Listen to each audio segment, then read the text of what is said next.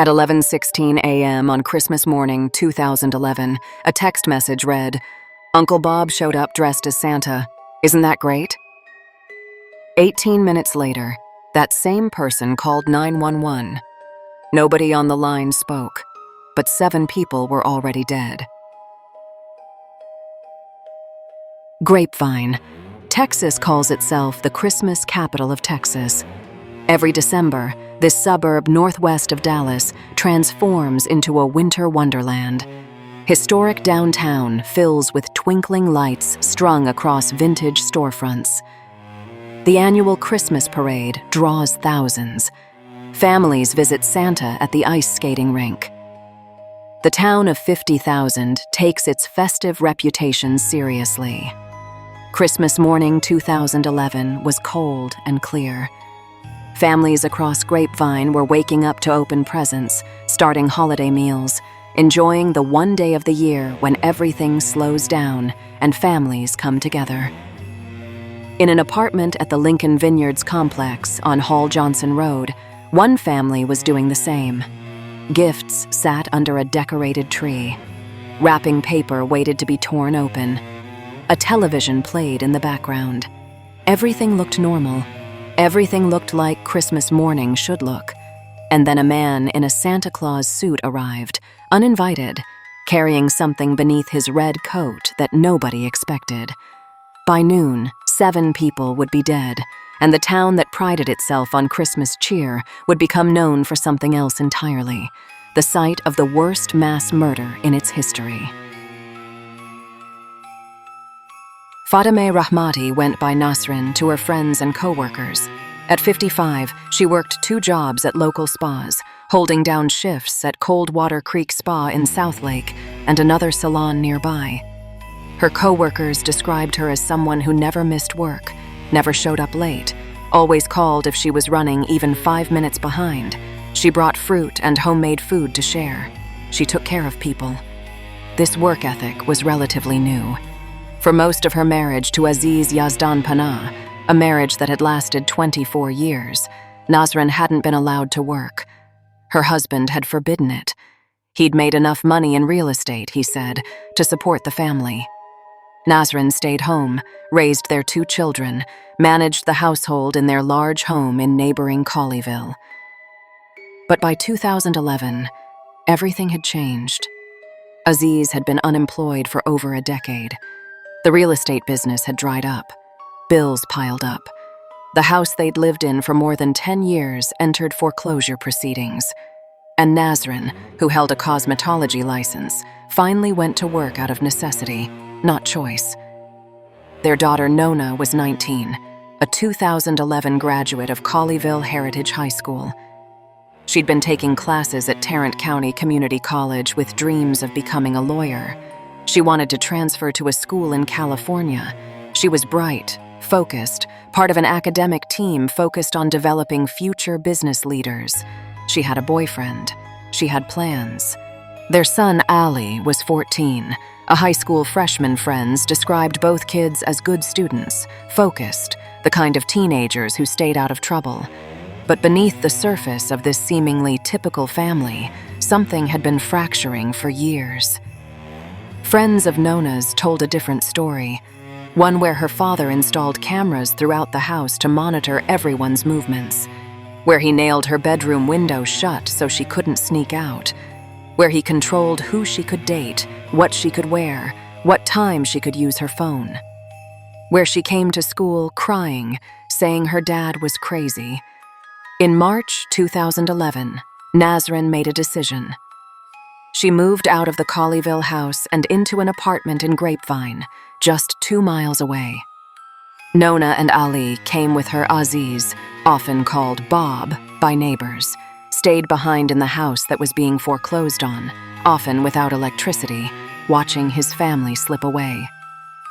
The separation wasn't dramatic or public. Neighbors barely noticed. The family had been quiet, private, seemingly kind. Aziz was the guy who worked in his yard, who nodded hello, who seemed devoted to his kids. One neighbor called him the perfect neighbor. But friends of the family sensed something darker. During the years we sensed things, one would later say, but not to the point he would take his own children's lives. December 24th, 2011, Christmas Eve, Nasrin's family hosted a party at a ranch owned by her brother-in-law, Mohammed Hossein Zohreh. Hossein, 59, was well known in the Dallas Iranian-American community. His wife, Zohreh, was Nasrin's 58-year-old sister. Their daughter, Sahra, was 22, a pre-med student at the University of Texas at Arlington, part of the Tri-Delta sorority, with her whole future ahead of her. Aziz Yazdanpanah was not invited to the Christmas Eve party. He knew where it was. He knew he wasn't welcome. But he stayed away. Christmas morning, Nasrin's extended family gathered at her Grapevine apartment to exchange gifts. The apartment was modest but comfortable. She'd made it into a home for herself and her children in the 8 months since leaving Colleyville. A Christmas tree stood in the living room. Presents were piled beneath it. The television was on.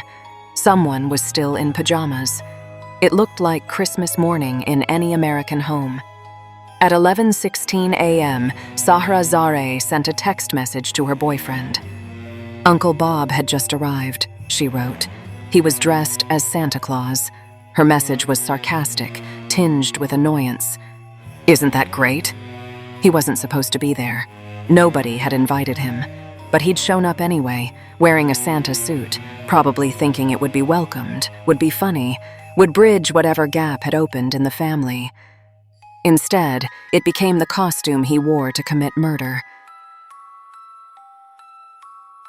At 11:34 a.m., 18 minutes after Sarah's text message, someone dialed 911 from the landline inside Nasrin's apartment. The dispatcher answered. Nobody spoke on the line. The call wasn't immediately alarming. Silent 911 calls happen frequently. Technical glitches, pocket dials, children playing with phones. The dispatcher tried to get a response. Nothing, just silence and what sounded like labored breathing. The call was recorded, as all 911 calls are, but at the time, the dispatcher couldn't make out any words or sounds that indicated an emergency. The call was logged. An officer was dispatched to check on the address. Standard procedure. 3 minutes later, at 11:37 a.m., Grapevine police officers arrived at the Lincoln Vineyards apartment complex. The building was quiet. It was Christmas morning. Most people were inside with family. The officers approached the apartment door corresponding to the 911 call. They knocked. No answer. They tried the door. It was locked from the inside. This raised immediate concern. A silent 911 call. No response to knocking a locked door. Officers made the decision to force entry. They kicked the door in and stepped inside. The scene they encountered was something Grapevine Police Sergeant Robert Eberling would later describe as unlike anything the department had ever faced. "We never really have encountered a situation with this many victims," he said. "This is the worst homicide we've ever had." 7 bodies lay in the living room. Wrapping paper was scattered across the floor. Gifts had been opened. The Christmas tree stood in the corner. The television was still on. Everything looked like a family celebration frozen mid-moment. Except for the bodies. Except for the blood. Except for the man in the Santa suit lying among the victims with a gun beside him. Nasrin Rahmati. Her daughter Nona. Her son Ali. Her sister Zohreh. Her brother-in-law Hossein. Her niece Sahra. And Aziz Yazdanpanah, dressed as Santa Claus, dead from a self-inflicted gunshot wound. All 7 had been shot. 2 weapons were recovered at the scene. A Smith & Wesson 915 Model 9mm pistol with a 15-round magazine and a Glock 23.40 caliber pistol with a 10-round clip. Both weapons had been fired. Both still had bullets remaining in them. The investigation began immediately, though the basic facts were clear. This was a murder-suicide. Aziz Yazdanpanah had killed his entire family and then himself. The who and how were obvious. The why would prove more complicated. Sergeant Eberling and his team started piecing together the timeline. Sahra's 11:16 text message established when Aziz arrived. The 9/11 call at 11:34 established when the killing was finished, 18 minutes. That's how long it took for a Christmas morning gathering to become a massacre. Detectives began the painstaking work of investigating the scene. They documented the positions of the bodies. They photographed the evidence. They collected the weapons. They examined the 911 recording more carefully using different software than the dispatch center used. That's when they heard it. Words the dispatcher had missed in real time. Muffled by labored breathing, barely audible, but there. Help! Help! I am shooting people. The voice appeared to be Aziz Yazdanpanah's. He'd called 911 himself, announced what he was doing, and then turned the gun on himself. It was a confession, and a goodbye rolled into one final act. Investigators began interviewing family and friends. They learned about the separation, about the foreclosure, about the financial troubles, about Aziz's unemployment stretching back more than a decade, about how Nasrin had started working to keep the family afloat, about how the children had moved with their mother, about how Aziz had been left alone in a house without electricity, watching his family build a life without him. Friends described him in contradictory terms. Neighbors saw a devoted father who loved his kids, a quiet man who kept his yard nice, someone who seemed normal. But Nona's classmates told a different story. A controlling father who monitored everything, who wouldn't let his daughter have freedom, who scared her. One friend said, Nona came to school crying, saying her dad was crazy. Another said he'd installed cameras everywhere in the house. Another said he'd nailed her window shut. These weren't the actions of the perfect neighbor. These were the actions of someone whose control was slipping and who couldn't handle it. As investigators dug deeper into Aziz Yazdanpanah's life, a pattern emerged, one that explained how a seemingly normal father and husband could commit such an incomprehensible act. The financial collapse came first. In 1996, 15 years before the murders, Aziz pleaded guilty to subscribing to a false income tax return. He was placed on 3 years probation, fined $1,000, and required to pay $30,119 in restitution. 3 years later, in 1999, he and Nasrin filed jointly for bankruptcy. That bankruptcy case was eventually dismissed because they failed to make the required payments. But it showed the beginning of financial trouble that would eventually consume the family. Aziz listed his occupation as self-employed.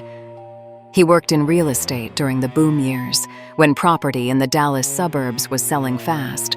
But when the market crashed and the economy tanked, his income disappeared.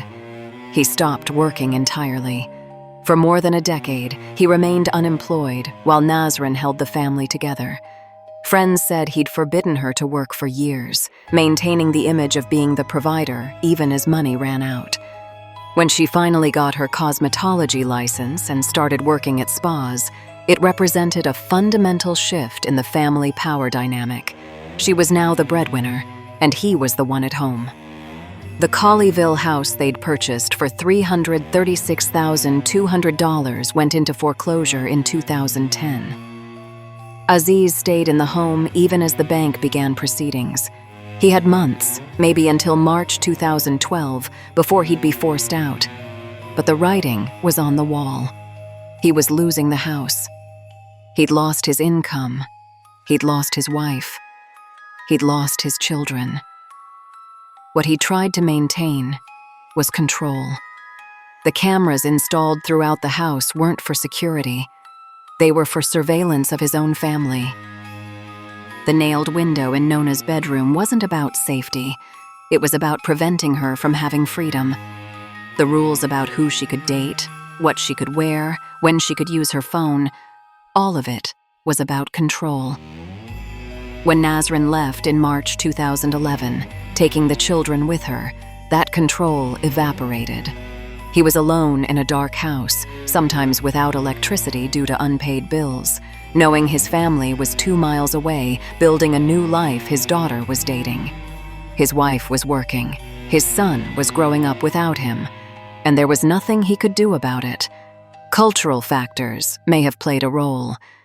The family was Iranian-American, Muslim, though they celebrated Christmas as a cultural holiday and had always decorated the house with lights. In some traditional Iranian families, the father's role as provider and patriarch is paramount. Losing that role, losing face in the community, losing the ability to support and control his family, these may have been particularly devastating to Aziz's sense of identity, but plenty of men face unemployment, divorce, and financial ruin without murdering their families. What separated Aziz Yazdanpanah from men who cope with such losses in healthy ways? That's the question investigators struggled to answer. They searched his computer, hoping to find clues about his mental state, his plans, his motivations. They found nothing useful. Either he hadn't documented his thinking, or he'd been careful to leave no digital trail.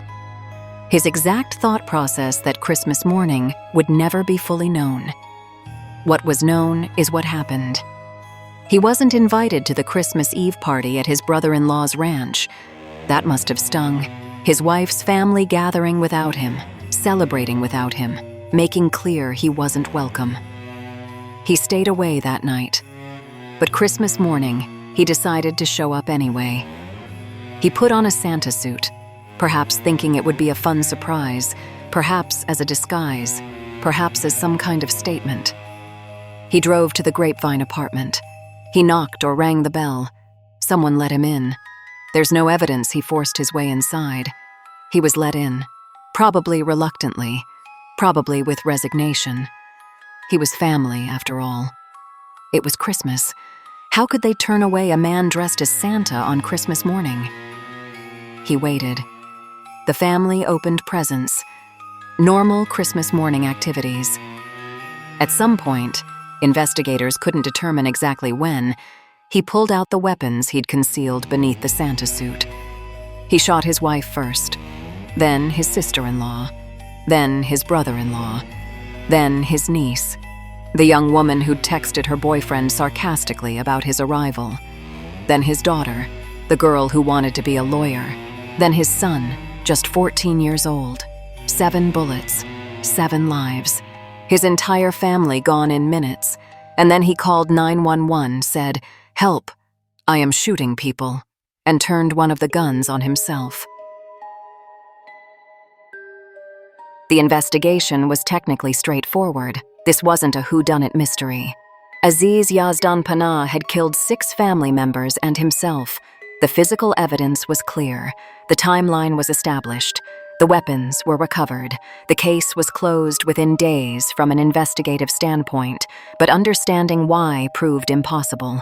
Sergeant Eberling told reporters, "We really don't have a clear idea of why he did this. Sometimes there's not a really good explanation for irrational behavior." The funerals were held as family flew in from Iran and across the United States. The Iranian-American community in Dallas was devastated.